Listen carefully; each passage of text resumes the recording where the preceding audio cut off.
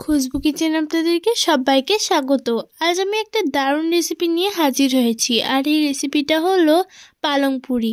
শীতকালে কিন্তু অনেক রকম সবজি পাওয়া যায়, তাই আমি নিয়ে চলে এসেছি পালংয়ের পুরি, যেটা খেতে খুবই সুন্দর। যারা পালং শাক পছন্দ করে না তাদের জন্য এই রেসিপিটা কিন্তু খুবই হেল্পফুল হবে।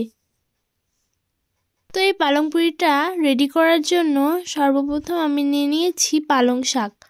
পালং শাকটাকে ভালো করে ধুয়ে পরিষ্কার করে নিয়েছি। গ্যাস ওভেনে আমি একটা কড়াই চাপিয়ে দিয়েছি, এর মধ্যে দিয়ে দিয়েছি জল। এরপর আমি এই পালং শাকগুলো এর মধ্যে দিয়ে দিলাম, যাতে এটা সিদ্ধ হয়ে যায়। তো আমি এটাকে ঢাকা দিয়ে রেখে দিলাম, যাতে এটা ভালোভাবে সিদ্ধ হয়ে যায়। আর এইদিকে দেখুন আমার পালং শাকটা একদম সিদ্ধ হয়ে গেছে। এটাকে এবার আমি নামিয়ে নেব। একটা গ্রাইন্ডার নিয়েছি, এর মধ্যে সব পালং শাকগুলো দিয়ে দিচ্ছি। আর দেখুন একদম গরম গরম দিয়ে দিয়েছি।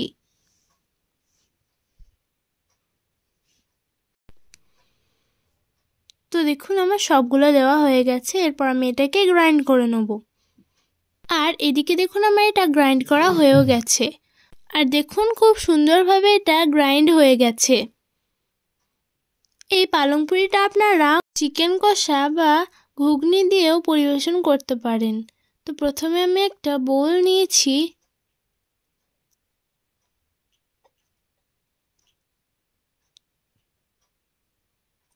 এরপর আমি এর মধ্যে দিয়ে দিয়েছি 1 কাপ পরিমাণ ময়দা, আর হাফ কাপ পরিমাণ দিয়ে দিলাম। এরপর আমি এর মধ্যে দিয়ে দিচ্ছি স্বাদ মতো লবণ,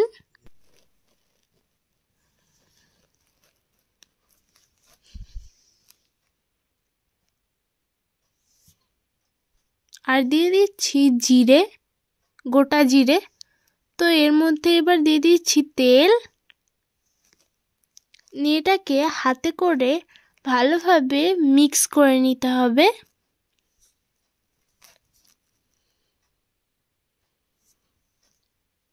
ঠিক এরকম ভাবে।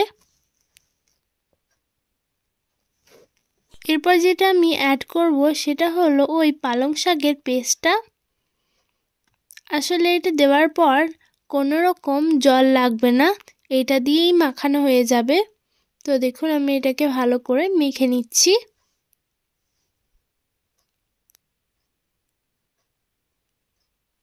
এটা কিন্তু হাতে করেই ভালোভাবে মিক্স হবে। আসলে এখানে একটা সফট ডো তৈরি করে নিতে হবে।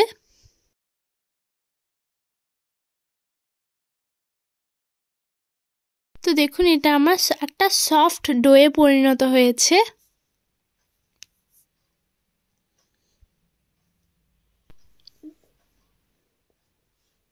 এরপর আমি এগুলোকে লিচি কেটে নেব। এরপর এটাকে আমি গোল করে নিচ্ছি। নিয়ে এটাকে বেলে নিতে হবে। তো প্রথমে আমি একটু তেল দিয়ে দিয়েছি, এরপর আমি এটাকে বেলে নিচ্ছি ঠিক এরকম ভাবে।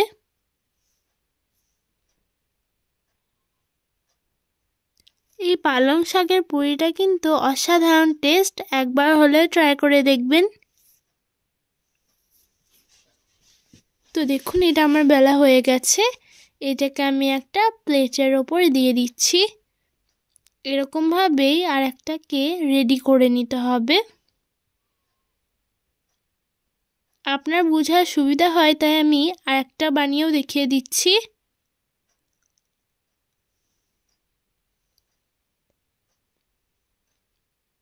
তো দেখুন এর মধ্যে হালকা তেল দিলাম।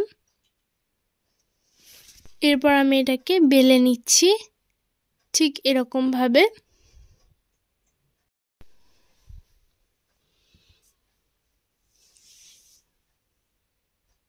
তো দেখুন এটা আমার বেলা হয়ে গেছে। এরকম ভাবেই সবগুলোকে বেলে নিতে হবে।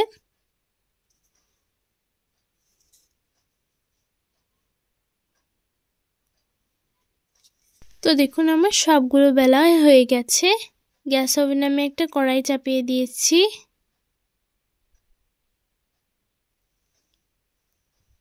এর মধ্যে আমি তেলটাকে দিয়ে দিলাম।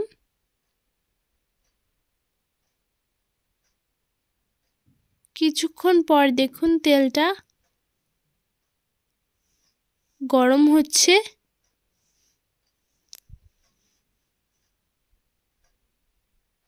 এবার মনে হচ্ছে তেলটা গরম হয়ে গেছে। এরপর আমি এই লুচিটাকে দিয়ে দিলাম। আর দেখুন কত সুন্দরভাবে ফুলে উঠলো।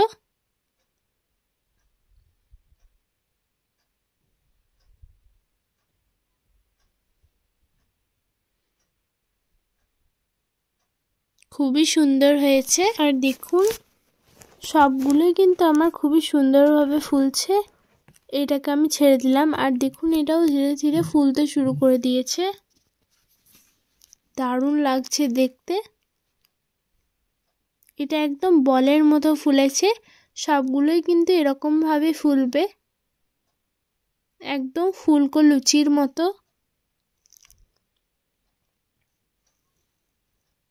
আর একটাকেও আমি সেমভাবে ছেড়ে দিলাম। এটাও দেখুন কত সুন্দরভাবে ফুলছে। সবগুলোই কিন্তু আমার ফুলেছে, ভালোই ফুলেছে।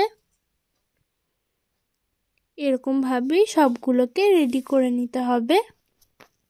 আর দেখুন সবগুলোই আমার রেডি হয়ে গেল। দারুণ লাগছে সবগুলো দেখতে। এর গাটা দেখুন শুধু, আর কালারটা দেখুন শুধু, এত সুন্দর হয়েছে, একদম সবুজ। এটাকে আমি চিকেন কষার সঙ্গে পরিবেশন করব। দারুণ লাগবে খেতে। আপনাদের কাছে অনুরোধ রইল একবার হলেও এই রেসিপিটা ট্রাই করে দেখবেন। যারা পালং শাক খায় না তাদের কিন্তু খুবই সুন্দর লাগবে আশা করছি। এটাকে আমি একবার দেখিয়ে দিচ্ছি যেটা কেমন হয়েছে। আজকের মতো বিদায় নিচ্ছি। ভালো থাকবেন, সুস্থ থাকবেন, আর পরের ভিডিওটার জন্য অপেক্ষা করবেন। আমাদের ভিডিওটাকে লাইক, শেয়ার, কমেন্ট আর সাবস্ক্রাইব করে দেবেন এবং পাশে থাকা বেল আইকনটাও ক্লিক করে দেবেন যাতে অল নোটিফিকেশন সর্বপ্রথম আপনার কাছে পৌঁছায়।